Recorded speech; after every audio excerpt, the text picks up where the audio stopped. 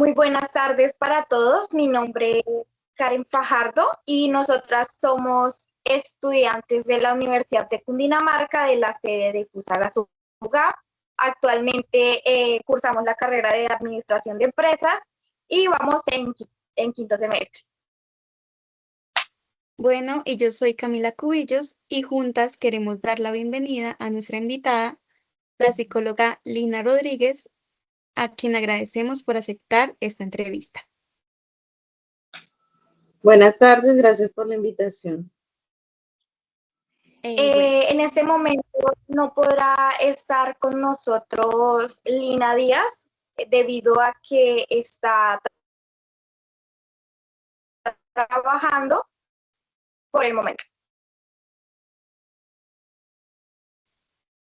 Bueno, vamos a dar inicio a la apertura de la entrevista y vamos a decir el propósito.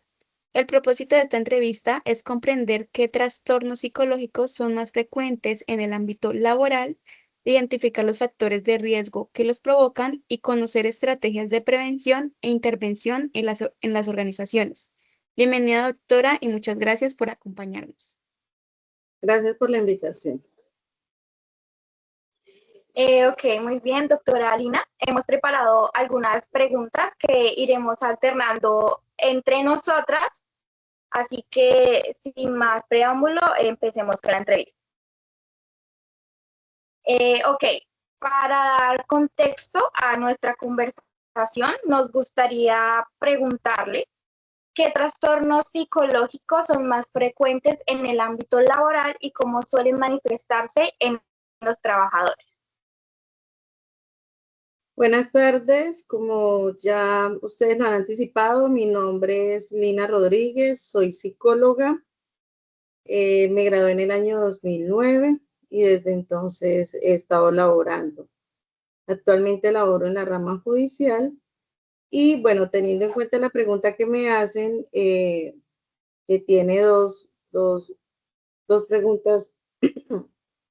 Básicamente, las patologías de salud mental asociadas al contexto laboral, podemos decir que la más frecuente es el estrés, aclarando que el estrés es una respuesta adaptativa que tiene el cuerpo para dar respuesta a situaciones de crisis, a situaciones conflictivas en que el ser humano se enfrenta al día a día. La dificultad viene o se empieza a constituir en un trastorno cuando el estrés se vuelve prolongado en el tiempo. Es muy común y digamos que es la enfermedad de moda dentro de los trabajadores escuchar que está con estrés porque el estrés empieza a desencadenar un estrés sostenido, empieza a desencadenar una serie de respuestas físicas y emocionales. Físicas porque el estrés hoy por hoy sabemos que produce alteraciones a nivel del sistema gastrointestinal, a nivel del sistema muscular, incluso a nivel del sistema neurológico. Y también un estrés sostenido empieza a generar respuestas emocionales y comportamentales. Para ir adelantando la segunda parte de la pregunta, y es cómo se evidencia. Irritabilidad, dificultades de sueño, problemas de atención, de memoria. Podemos ver de pronto trabajadores que pensaría uno que están muy desconcentrados, que están, se les olvidan las cosas, olvidan tareas, dejan cosas pendientes. La irritabilidad, como les mencionaba, también es un factor importante, el no poder dormir bien y tener un sueño reparador que permita consolidar la información que se ha obtenido durante el día tiene sus efectos en la memoria, en la consolidación de la memoria y la atención. Por mencionar el estrés como una de las enfermedades de moda, pero también podemos encontrar otras patologías asociadas al ámbito laboral como la ansiedad, entendiendo que la ansiedad es un cuadro clínico que debe tener un tiempo de evolución y unas características. También incluso depresión sería otro cuadro clínico que se puede presentar con frecuencia entre los trabajadores y que también tiene una serie de comportamientos o de expresiones que es importante aprender a identificar. En la depresión puede que la persona dé muchas señales o en la ansiedad En la depresión es posible que la persona empiece a perder interés por las actividades que anteriormente le producían placer. Pues uno puede ser una persona que empieza a aislarse, que empieza a ser menos conversadora. Y en la ansiedad, pues también claramente es una persona, las personas pues pueden presentar reacciones físicas, tembladera, sudoración, dificultad para poder esperar, una sensación de incertidumbre todo el tiempo o de desasosiego, es decir, no sé por qué me siento así, pero siento como si algo malo fuera a pasar, hiperactividad, ¿no? Entonces todo el tiempo se están moviendo, son diferentes formas de identificar como ese tipo de patología. Vale, muchas gracias. Pasamos a la siguiente pregunta. Bueno, desde su experiencia, ¿qué factores del trabajo suelen ser los principales detonantes de problemas de salud mental en los empleados? Bueno, los factores detonantes son multicausales, es decir, que hay muchas causas. Pueden haber causas físicas, un ambiente inadecuado en donde no tenga una buena ventilación, una buena iluminación, donde no se cuente con unos equipos mínimos adecuados, ergonómicos, pues empieza a generar fatiga, no solamente física, sino también emocional y mental. Eso para hablar del tema estructural de la parte física. Pero también hay otros factores, como por ejemplo los estilos de liderazgo. El liderazgo de quienes ostentan el poder, pues es fundamental para que la persona pueda tener una buena salud mental o empiece a ver su salud mental afectada. Hay estilos de autoridad muy verticales, es decir, en donde el ejercicio de poder y la diferencia de la diferencia de poder es bastante marcada, en donde el estilo de liderazgo es autoritario, yo doy las órdenes, usted simplemente cumple, también puede incidir en que se afecte la salud mental. Y pues que exista una línea fina, delgada entre lo que es impartir órdenes y terminar generando conductas de acoso hacia el empleado. Pero también hay estilos de liderazgo negligente, donde el jefe, el superior, no da órdenes claras y eso puede empezar a incidir en el clima laboral, en donde el jefe puede ser ausente, puede recargarle las tareas a una favoreciendo a otras personas, también puede generar afectación en la salud mental. Estamos hablando de las variables físicas, las variables de tipo liderazgo, estilos de liderazgo, y también pueden haber situaciones personales de personalidad que puede llevar a que haya dificultades en la forma de relacionarse entre los compañeros de trabajo. Entonces, solamente por mencionar algunas, porque las variables o los factores o los determinantes son multicausales. Ok, con base a lo anterior, nos gustaría saber de qué manera se pueden identificar tempranamente que un trabajador esté desarrollando algún tipo de trastorno laboral. Bueno, normalmente hay señales y a veces esas señales se pasan por alto, no tenemos el entrenamiento para identificarlas. Las empresas deben tener un programa de seguridad y salud en el trabajo, deben tener una dependencia o un departamento que se llame bienestar social, bueno, cada empresa le define el nombre.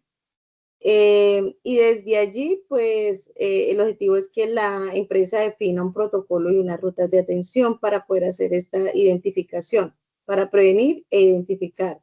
Las empresas normativamente deben aplicar la batería de riesgo psicosocial. Es una batería que encontramos tanto para líderes como para empleados y evalúa diferentes factores que pueden incidir en el trabajo. Como yo les decía, las variables son multicausales, pero en esta batería evalúa las condiciones físicas, todo lo que tiene que ver con iluminación, ventilación, equipos de trabajo. También evalúa las relaciones con el jefe, las relaciones jerárquicas y las relaciones horizontales con los compañeros de trabajo. Evalúa las condiciones de transporte, por ejemplo, del empleado.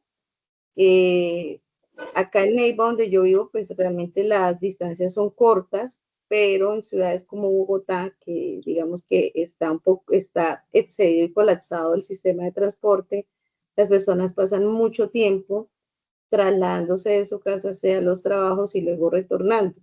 Podría hacerse el estudio fácilmente en promedio cuánto pasa en el año una persona en desplazamientos en Bogotá, y es gran parte del tiempo. De esta manera, la aplicación de la batería de riesgo psicosocial es una forma para medir colectivamente cómo se encuentra la empresa en temas de clima organizacional, y cómo también evalúa algunos factores en salud mental. Se supondría entonces, en ese orden de ideas, que una empresa debe tener unos profesionales encargados de hacer campañas de prevención. Si los jefes identifican o los mismos compañeros identifican algunas dificultades en el grupo de trabajo, lo deben reportar a la ARL. Deben existir unos canales de reporte, así como se reportan los accidentes de trabajo, los accidentes laborales, pues también debe existir unas rutas para ayudar al trabajador que posiblemente se esté viendo afectada su salud mental. Básicamente la empresa debe tener estrategias de identificación. Se utilizan a veces campañas. Entonces el 10 de septiembre se conmemora el Día Mundial de Prevención del Suicidio. Las empresas con ocasión a este día también pueden hacer algún tipo de sensibilización para aprender a identificar. 9 de cada 10 personas que se suicidan lo han manifestado. No es una situación invisible o que pase desapercibida. Entonces es aprender a hacer detección. El 10 de octubre se conmemora también el Día Mundial de la Salud Mental, para recordar que tenemos que cuidarla. En las empresas nos enseñan respecto a hacer pausas activas, pero las pausas activas no solamente son musculares o de movimiento, sino también pueden ser pausas activas cognitivas. Llenar un laberinto, pintar una mandala, son formas también para prevenir la aparición de enfermedades en salud mental. Vale, continuamos con la cuarta pregunta. Ahora bien, en relación con el liderazgo, ¿qué papel juega el liderazgo y qué estilo de gestión se debería implementar en la aparición o prevención de la psicopatología laboral? Bueno, el estilo de liderazgo es fundamental porque puede contribuir a un buen desempeño, y por tanto a que se mantenga una buena salud mental, pero también puede conllevar a que el equipo no funcione de manera articulada y que empiecen a generarse problemas de salud mental. Lo ideal sería un estilo de liderazgo democrático, en donde yo te escucho, tú me escuchas. Aquí estamos para construir. El reconocimiento es algo importante. Hay algo que se llama salario emocional, y son todos los reconocimientos que le ayudan al trabajador a sentirse útil y reconocido, y no tiene que ver con aportes económicos, sino más ese reconocimiento social en el contexto laboral. Algunas empresas se crean estrategias del empleado del mes para hacer un reconocimiento, etcétera, etcétera. Eso, digamos que esas campañas son discrecionales y dependen de cada empresa. Pero efectivamente el estilo de liderazgo es fundamental para prevenir, para evitar la aparición, o si ya la enfermedad está, entonces mitigar los efectos y que se vuelva crónica, es decir, que permanezca en el tiempo. Si yo veo que mis empleados se están enfermando, pues tendría que tratar de buscar alternativas para ayudarlos a que la situación no se vuelva aguda o incluso se vuelva crónica, es decir, que permanezca en el tiempo, activar la ARL, por ejemplo, pero eso depende mucho del estilo de liderazgo. Si a mí me interesa mi equipo de trabajo y los veo más allá de que tienen que producir, sino que también son seres humanos, pero pues si hay otros estilos de liderazgo donde lo que me interesa es que usted produzca, llegue como llegue, pero que me produzca, pues digamos que eso también tiene unos efectos sobre la salud mental. Cuando hablamos de patología y ustedes mencionan patología, es importante explicar o aclarar que cuando se habla de patología es porque cumple con unos criterios diagnósticos, hablando en términos de salud mental. Igual aplica para cualquier tipo de patología. Pero específicamente para la salud mental, para hablar de patología es porque cumple unos criterios diagnósticos. Quien diagnostica en temas de salud mental el psiquiatra. Y hago la aclaración porque a veces dice, es que estoy deprimida. Y la depresión debe cumplir unos tiempos y unos comportamientos visibles que se deben sostener para decir es una depresión. Es que estoy ansiosa. Pues puede que la ansiedad sea algo transitorio porque tengo que rendir un informe, me van a calificar, pero pues superado la situación, pues espera que simplemente se retorne a la situación normal. Lo digo porque tenemos una tendencia a todo patologizarlo y no podemos decir es que es depresiva cuando pues de pronto por alguna situación particular está triste. Las emociones son propias del ser humano y son respuestas también adaptativas. El estar triste, el estar alegre, el estar curioso, son respuestas emocionales y fisiológicas del cuerpo y por tanto lo que se debe buscar es su equilibrio, pero son normales. Entonces también para hacer claridad acerca de la patología. Ok, vale. Y más cuando es un tema muy delicado, ¿no? Sí. Ok, como siguiente pregunta tenemos ¿qué estrategias recomiendan los profesionales de la psicología para prevenir el burnout o síndrome de desgaste profesional? Para prevenir el burnout, pues deben haber, como les digo, cada empresa, dependiendo también a la actividad económica a la que se dedique, debe diseñar las campañas.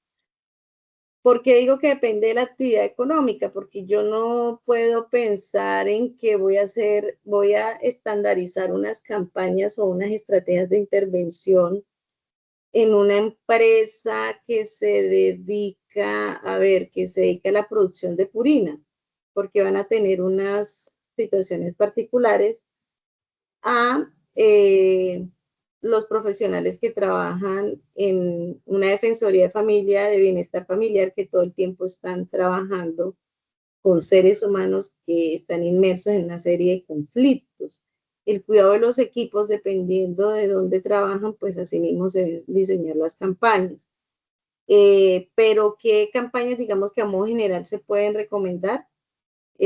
Hacer campañas generales, grupales, ¿cierto? Por zonas, por áreas de trabajo. Si son empresas muy grandes, pues desde luego hay que segmentar y empezar a hacer campañas, muy seguramente campañas dirigidas a los trabajadores y campañas dirigidas a los líderes, por ejemplo, a los líderes, una capacitación en comunicación asertiva, en toma de decisiones, en manejo de grupo, ¿sí? Y con los empleados otro trabajo en equipo, resolución de conflictos. Esas podrían ser campañas grupales. Aprender, por ejemplo, dentro de las pausas activas, hacer pausas activas cognitivas, manejo de respiración, y también hacer campañas individuales. Lo que yo les decía, es importante que la empresa cuente con unas rutas de atención que los trabajadores conozcan para decir, si yo misma digo, me estoy sintiendo mal, voy a llamar y voy a solicitar una intervención por la ARL o por el departamento que tenga definido la empresa para que me atiendan. Y serían atenciones individuales. también lo que les menciono, actividades grupales, y hay muchas empresas que tienen muy bien definido el tema de bienestar social y durante todo el año hacen un cronograma para trabajar con los empleados. Entonces, en abril trabajan, en marzo trabajan el Día de la Mujer y pues ahora también se habla del Día del Hombre el 19 de marzo. Para abril entonces hacemos campaña del Día del Niño para trabajar con los hijos de los trabajadores, que en mayo el Día de las Madres, que en junio el Día de los Padres, en agosto el Día de las Cometas, bueno, en mayo o en junio se trabaja que el Día de la Familia, que también está normado, el derecho de los trabajadores a disfrutar el Día de la Familia. Entonces, las empresas van definiendo qué campañas hacen o qué estrategias de intervención individual y grupal hacen. Es importante también mencionar que las atenciones psicoterapéuticas, como ustedes me han hablado de patología, ¿cierto? Las atenciones psicoterapéuticas se hacen a través de la EPS. La empresa no va a tener disponible un psiquiatra y un psicólogo o un médico familiar para que atienda a los trabajadores por varias razones, pues no están en su obligación y pues para poder tener profesionales de la salud atendiendo deben tener habilitación de la Secretaría de Salud Departamental o por ejemplo en Bogotá o los distritos, pues la Secretaría de Salud Distrital que son las que dan las habilitaciones. Es decir, que se reúnan una serie de requisitos que no son pocos, son bastantes, para que en un espacio determinado una persona pueda prestar un servicio de salud. Les pongo un ejemplo, si yo necesito hacerme un tratamiento de ortodoncia, voy a un consultorio particular a pagarlo. Ese consultorio debe estar habilitado por la Secretaría de Salud para garantizar que se está vigilando, se está inspeccionando y que tiene cuenta con los mínimos requeridos por la norma para prestar un servicio en salud. Entonces las empresas pues normalmente no van a tener este servicio habilitado al interior de sus instalaciones. Algunas empresas podrían tener convenios para facilitarle a sus empleados que asistan puntualmente a alguna IPS, pero pues eso no es obligatorio, sino que pues puede que para la empresa sea importante conservar la salud mental de los empleados y haga convenios. Esto para decirle que la generalidad es que si en la empresa se identifica una patología mental, a través, por ejemplo, de la ARL o de los psicólogos que tenga dispuestos para hacer atenciones, es decir, orientaciones, la obligación en ese momento de la empresa es activar ruta con salud mental de la EPS del empleado, es decir, que el sistema de salud se haga cargo. Eso es importante tenerlo bien claro, porque ustedes me están hablando de patologías, y las patologías sí ya requieren un tratamiento y unas intervenciones especializadas. Y en salud mental, como mínimo, debemos contar con psicólogo, ojalá clínico, y psiquiatra, porque el tratamiento debe hacerse farmacológico, pero también psicoterapéutico. Vale, muchas gracias. Bueno, por otro lado, pasemos a hablar de cómo influyen las condiciones de trabajo. Desde este contexto, ¿cómo afectan las condiciones laborales precarias como la sobrecarga, la inseguridad o la falta de reconocimiento al bienestar psicológico de los trabajadores? Claro, las condiciones, y se los anticipaba en una pregunta anterior, y es que las condiciones ambientales y estructurales y relacionales impactan positivo o negativamente en la salud de los trabajadores. Desde luego, si hay sobrecarga, pues naturalmente con el tiempo va a empezar a pasar factura esa situación. Es diferente que yo diga, esta semana me tocó trasnochar porque tuve que sacar un informe, pero es algo excepcional y no que se vuelva la regla. De hecho, tenemos recién expedida la ley de derecho a la desconexión laboral. Y es precisamente si existe un horario laboral, pues lo que se espera es que la persona sea lo suficientemente productiva y tenga las condiciones básicas para que en ese tiempo pueda desarrollar su labor. Porque si no, entonces después encontramos lo de las horas extras. Entonces usted está trabajando por fuera de su horario laboral y tiene que hacérsele un reconocimiento salarial diferente porque usted está dedicando tiempo nocturno, fines de semana o festivos para producirle a la empresa. Entonces, digamos que la legislación colombiana trata de proteger el tema de las horas extras. Cuando estamos hablando de una empresa que cumple con todos los requisitos y la vinculación de los trabajadores es por un contrato laboral, porque cuando es prestación de servicios, pues no existe ese vínculo laboral y se supondría que la persona es autónoma en la realización de las actividades, pero pues sabemos que en muchos casos no es así. La sobrecarga, desde luego, pues puede llevar a un burnout, a que la persona llegue a un punto en que se desborde y pues desarrolle el síndrome del quemado. Los temas de inseguridad o de seguridad también inciden. Les pongo un ejemplo, si yo trabajara en el IMPEC, pues las condiciones de seguridad que me garantice la institución deben ser muy buenas para poder yo llegar a hacer mi trabajo tranquila. Pero si todo el tiempo estoy percibiendo que tengo riesgo, que hay inseguridad, pues eso empieza a afectar mi salud mental. Si recibo amenazas o mi familia también recibe amenazas, pues obviamente la salud mental se va a deteriorar. Entonces, definitivamente las condiciones precarias, si yo tengo que hacer informes y mi computador es un computador ya desactualizado, es un computador de hace muchos años, pues eso también me va a retrasar poder entregar informes, me va a retrasar trabajo y entonces eso también me puede empezar a generar dificultades en salud mental. Entonces, indudablemente, este tipo de variables terminan incidiendo en la salud mental.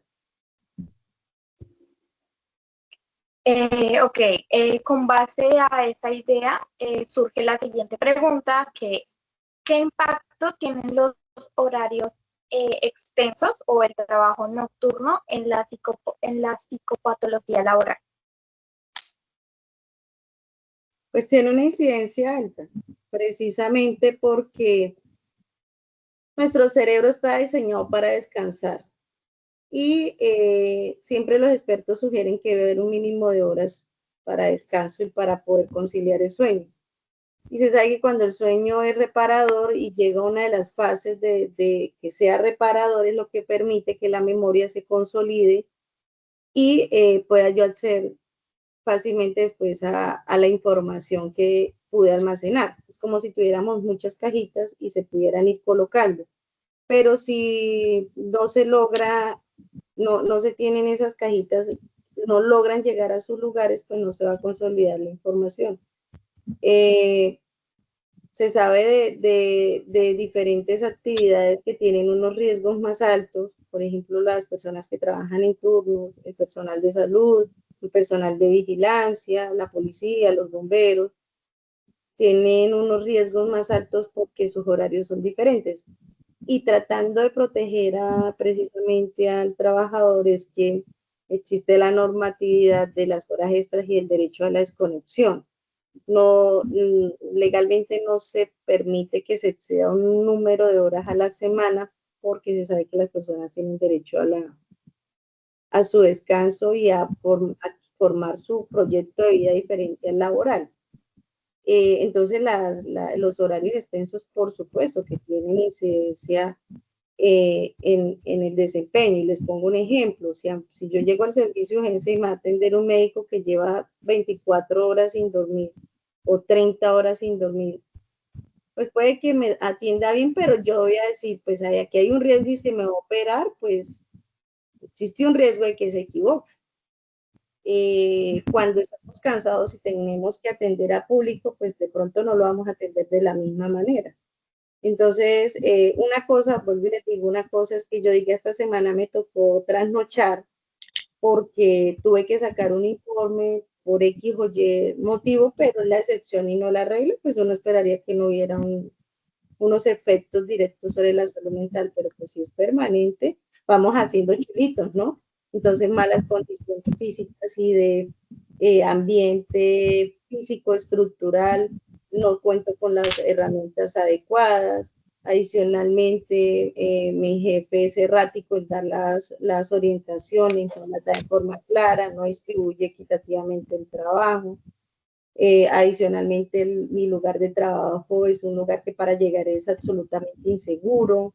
Entonces uno va haciendo chulitos y para decir, todo esto me puede llevar a la aparición o si ya la tengo, a que se me vuelva más crónica la enfermedad, la patología. Listo. Ahora bien, después de conocer los riesgos, es importante hablar de las soluciones. ¿Qué indicadores debería vigilar un área de recursos humanos para detectar riesgos psicosociales? Bueno, ¿qué indicadores debe vigilar? Yo aquí retomo el tema de la batería de riesgo psicosocial. La batería de riesgo psicosocial normativamente se debe aplicar cada 2 años, pero si se identifican riesgos altos, se debe aplicar anualmente.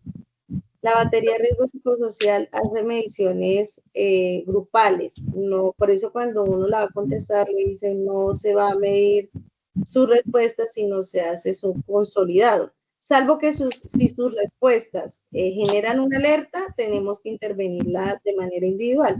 Pero el objetivo de la batería de riesgo psicosocial es hacer mediciones grupales.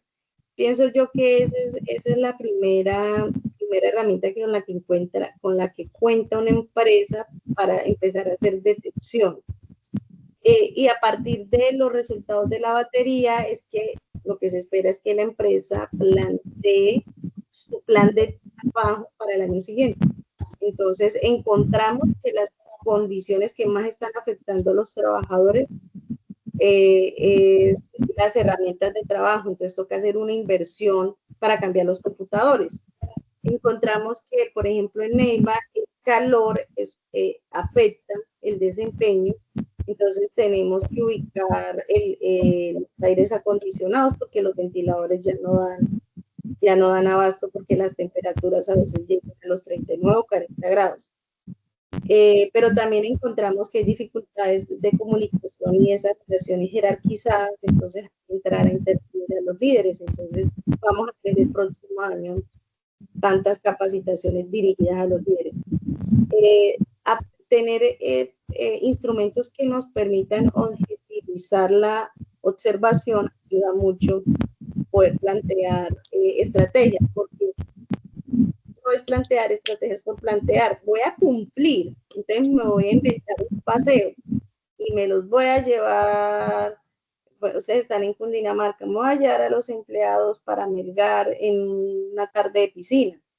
Pues puede que vayan, puede que disfruten y vayan y coman, pero no está resolviendo de fondo que no tienen computadores adecuados. Entonces no es hacer las campañas por hacerlas, realmente lo importante es hacer las detecciones. Las empresas pueden hacer rondas, entonces van y hacen pequeñas reuniones para identificar, bueno, ustedes cómo se sienten, si hay acoso laboral, mire, pueden reportarlo a esta línea, se hace la intervención. Si usted encuentra que se siente mal, siente que hay una tristeza persistente, por favor comuníquese. Pienso que también tiene que ver mucho con la pedagogía y es explicarle a la gente cómo identificar. Cuando hay situaciones de suicidio, casi siempre la gente dice, ay, con razón, él sí iba, en los últimos días estaba diciendo que como que se estaba despidiendo, estaba organizando las deudas, a mí me dijo que, o en las redes sociales escribía muy constantemente que no volvió a salir con nosotros, yo sí lo sentía como alejado, como que había cambiado.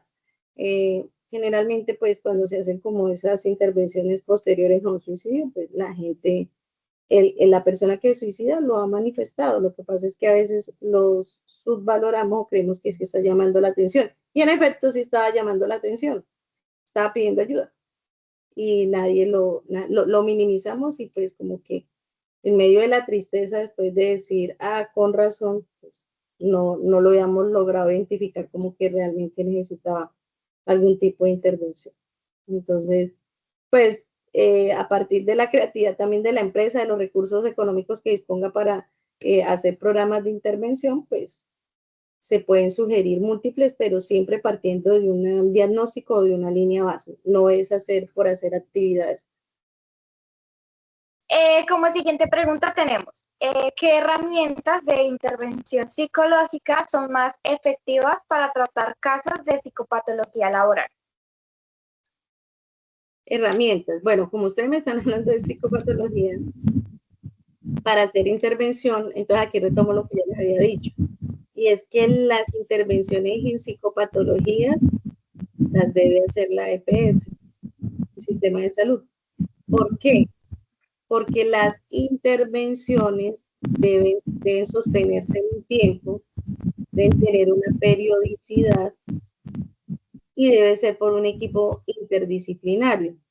La empresa no cuenta con esas condiciones porque es que eso no es su competencia. La empresa puede hacer unas orientaciones y unas atenciones que es diferente intervenciones psicoterapéuticas. Entonces, me explico. Cuando les estoy dando la respuesta, de pronto, si no soy clara, me lo dicen para tratar de poner ejemplos y ampliar la información.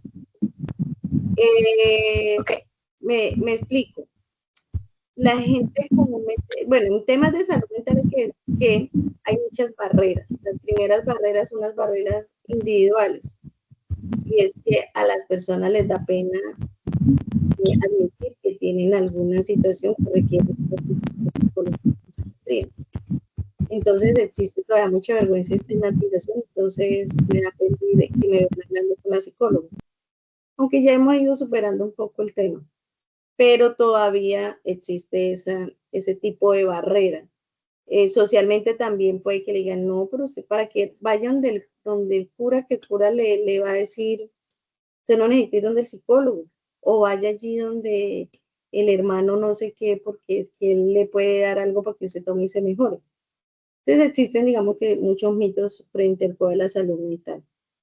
Entonces, hago la distinción de cuál es la competencia de la empresa, pues hacer básicamente identificación y hacer unas atenciones y orientaciones, pero el psicólogo de la empresa o de la ARL no va a hacer psicoterapia. La psicoterapia requiere de unas condiciones para poder darse. A veces la gente dice, me está terapiando y cree que porque se siente y converse 10 minutos con el psicólogo lo terapió.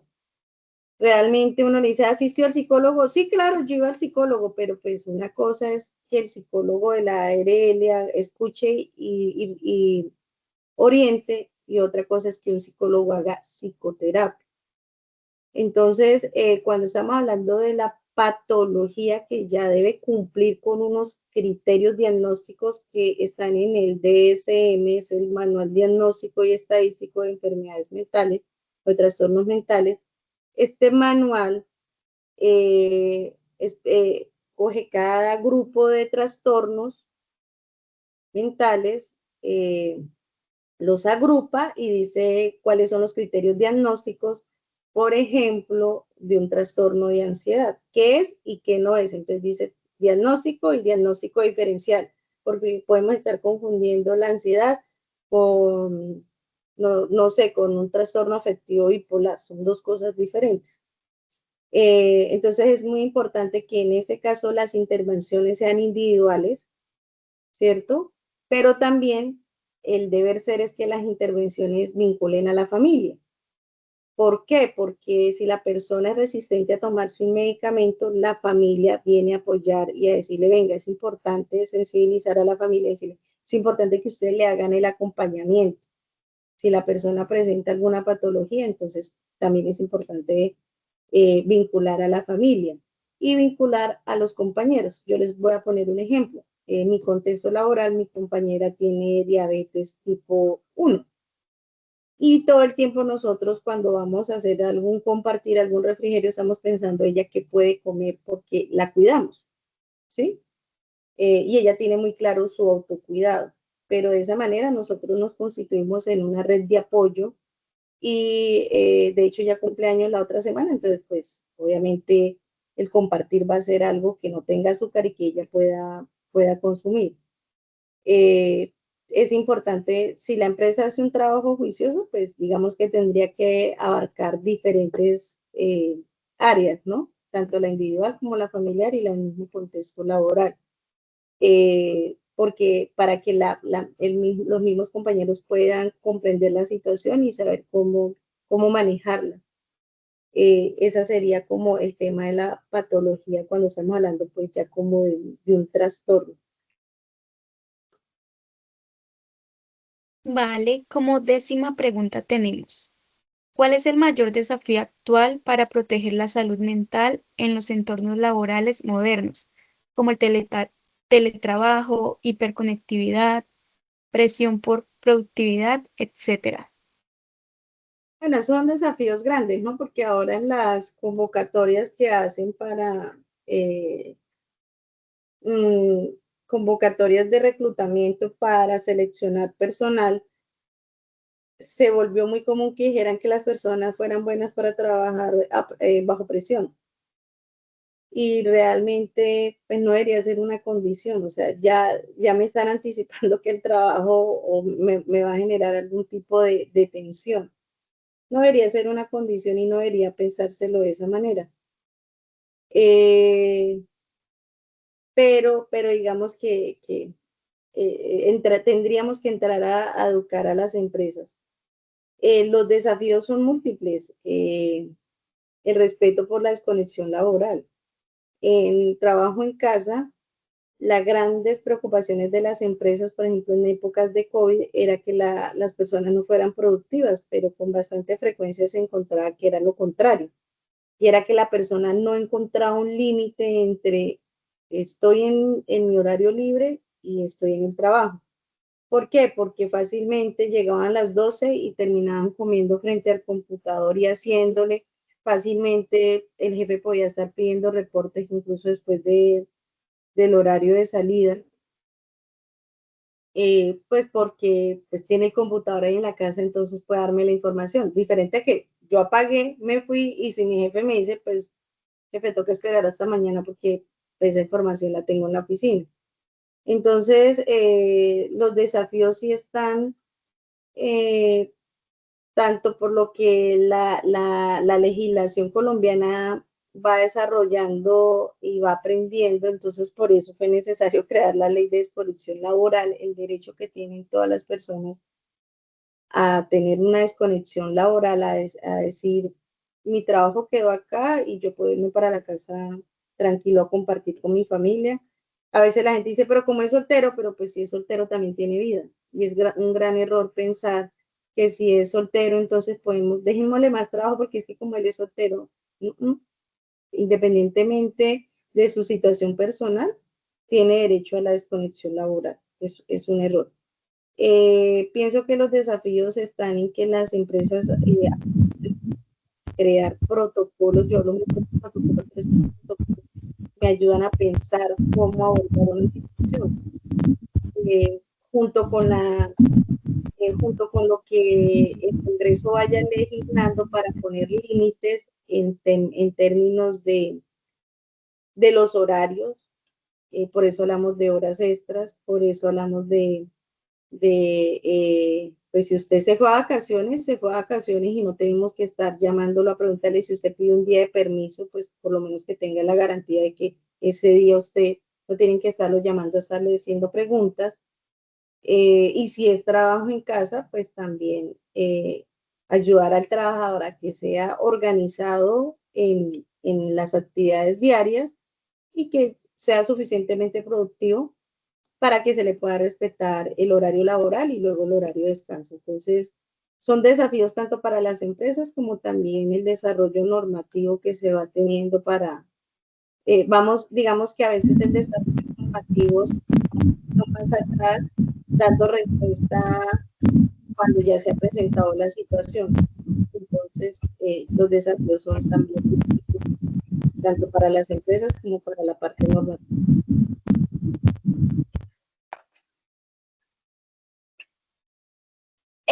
Ok, para concluir con las preguntas, doctora Lina, nos gustaría mucho que pudiera dejar un mensaje tanto como para las empresas como para los trabajadores sobre la importancia de cuidar la salud mental en el entorno laboral.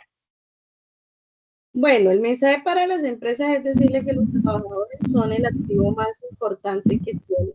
Cuando se habla de activos, se piensa en los inmuebles, se piensa en los bienes muebles, se piensa en el dinero, pero el talento humano es el activo más importante que tiene la empresa. En la medida en que la empresa cuide su activo más importante, pues asimismo se va a ver reflejado en la productividad. Y toda la inversión que se haga en el talento humano se va a ver reflejado en los ingresos de la empresa. Una empresa que cuida a sus empleados, pues es una empresa que muy seguramente va a poder tener unos buenos rendimientos financieros. Y a los empleados, que es muy importante no olvidar cuidar la salud mental. La salud mental, curiosamente nos acordamos de la salud mental cuando se afecta y no la recordamos como algo que hay que cuidar todos los días. Entonces es importante participar en las actividades que hace la empresa. A veces uno dice, vienen a terapiarme. Pero realmente lo que está haciendo la empresa es tratando de cuidar a los empleados. Entonces hay que cuidar la salud física, hay que cuidar la salud mental y si ya se ve afectado, pues es importante pues asistir a la ruta de salud mental, muy seguramente de la EPS, pues para que pueda ser atendido. Vale, doctora, antes de finalizar esta entrevista, quisiéramos pues agradecerle por su tiempo y disposición y pues por compartirnos sus conocimientos acerca del área de psicopatología laboral. Gracias a ustedes por la invitación. Ha sido un gusto poder conversar con ustedes. Muchísimas gracias, tanto como por la entrevista como por volver a darnos el tiempo para volverla a hacer. Sí, señora, con todo el gusto. Bueno, que tengan entonces Buen día, igualmente. hasta luego. Hasta luego. Gracias, hasta luego. Hasta luego.